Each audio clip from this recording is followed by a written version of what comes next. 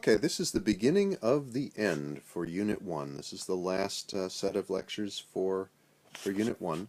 And what we're going to do is we're going to return to the idea of the expectation value. All right? So the formal definition of the expectation value is if I have the expectation value of some observable O, with that little whisker there to make sure it's an O, that's actually equal to, what I do is I take the operator for O, big O with a hat, and I munch on the wave function psi in this bracket form. So on the left-hand side in the bra, I have psi, that's going to be the complex conjugate of psi, and on the right-hand side, I've got whatever comes out of munching on whatever wave function it is with the operator O. That is not necessarily an eigenfunction. If psi is an eigenfunction of O, the whole thing is trivial, and you can look at it. But remember, in general, psi can be expressed as a linear combination of basis functions of the operator O with coefficients Ci. So O munching on those phi I functions, that gives me an observable O sub I phi I. So that's the eigenvalue expression. That works, but psi itself is that linear combination. So to figure out what the expectation value is, I've got to insert that sum of the basis set. But then I've got the basis set Cj, phi j on the one side, and then I have O munching away, operating on C sub k, phi sub k on the right-hand side. So those are both versions of the wave function psi that has been projected onto the basis set for this operator O. So that's basically how that plays out.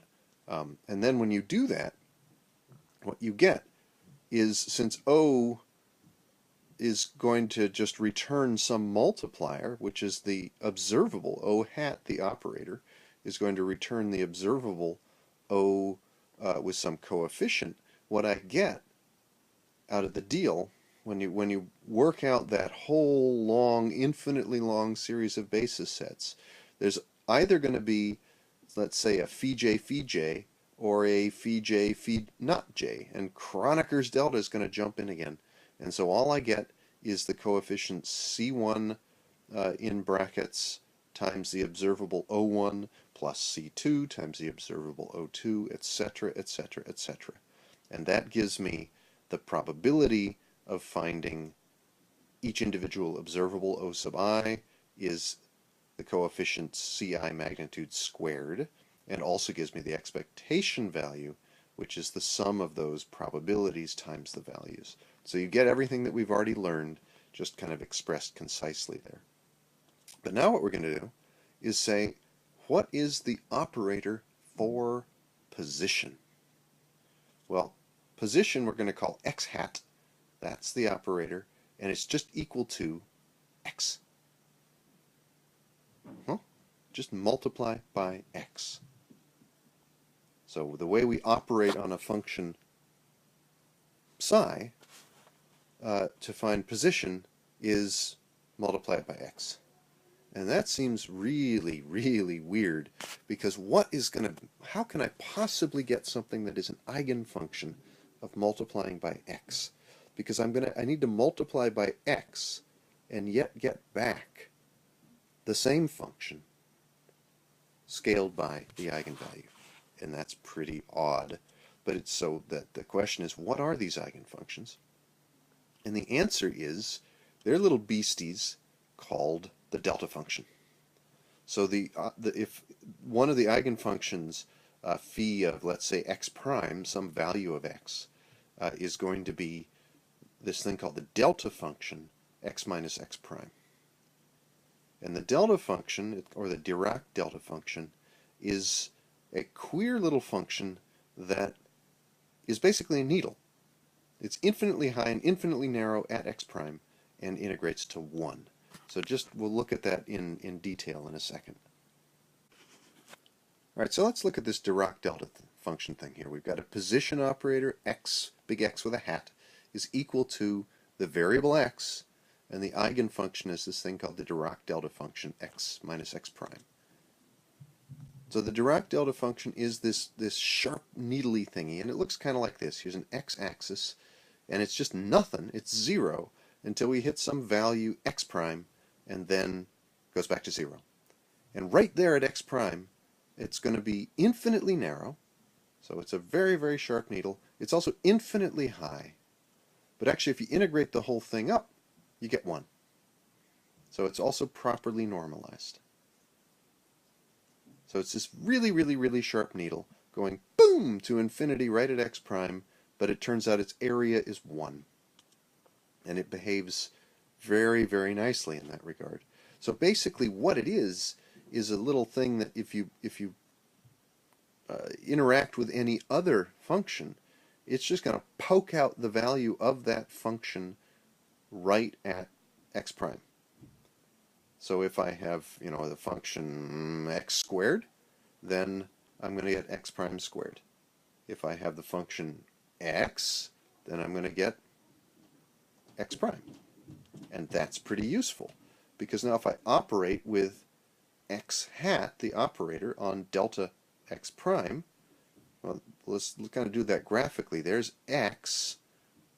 I have to multiply it by that needle x prime, and so that returns 0 everywhere except at x prime, where it returns the value of x at x prime, which is x prime,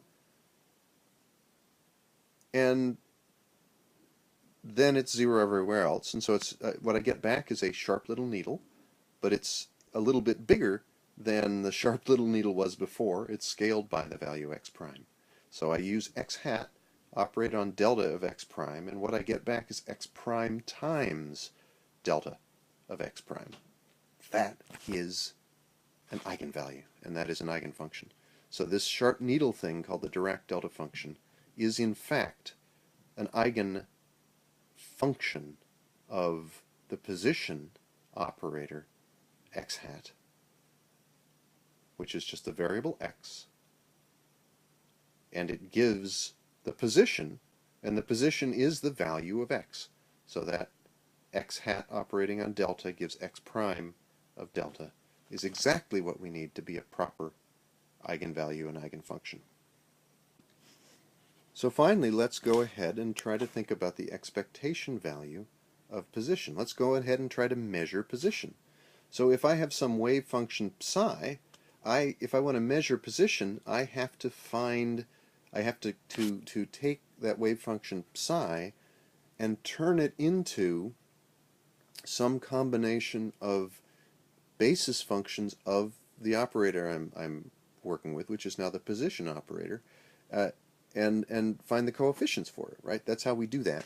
And so now my basis set is the set of delta functions. So there's I'm going to take to find those coefficients.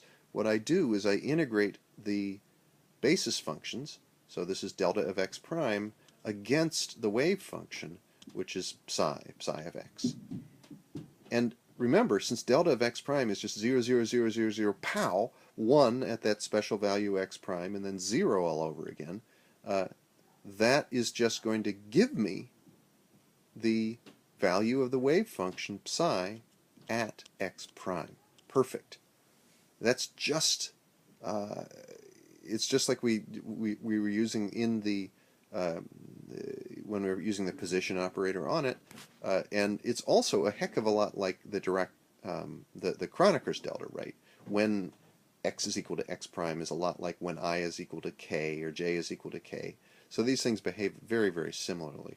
So my coefficient for a particular eigenfunction, a particular delta function for a particular position x prime, is just the value of the wave function psi at that place x prime. So now what's the probability of measuring that specific value of position x prime? Well, it's just the coefficient squared, right?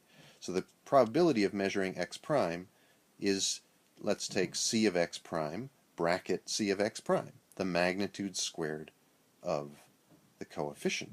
But the coefficient is the value of the function. So that's bracket psi of x prime against psi of x prime.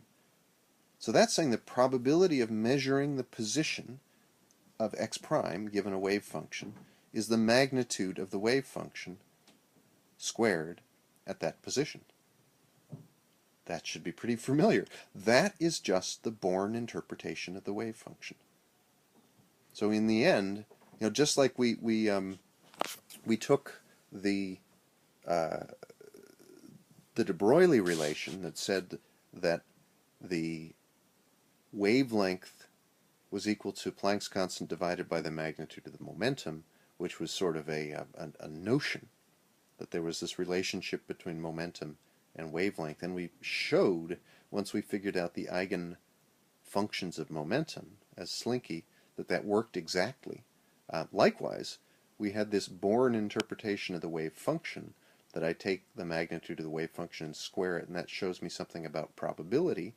And once we've asserted that the operator for position, x big X hat, is just x, and identified the delta functions as the eigenfunctions of that operator, we discover that properly working through the problem, we find that the Born interpretation, the magnitude squared of the wave function, gives me the probability of finding the object at a certain location. That plays out exactly. So it works perfectly. Everything is self-consistent, and now it's logically defined to its conclusion as well.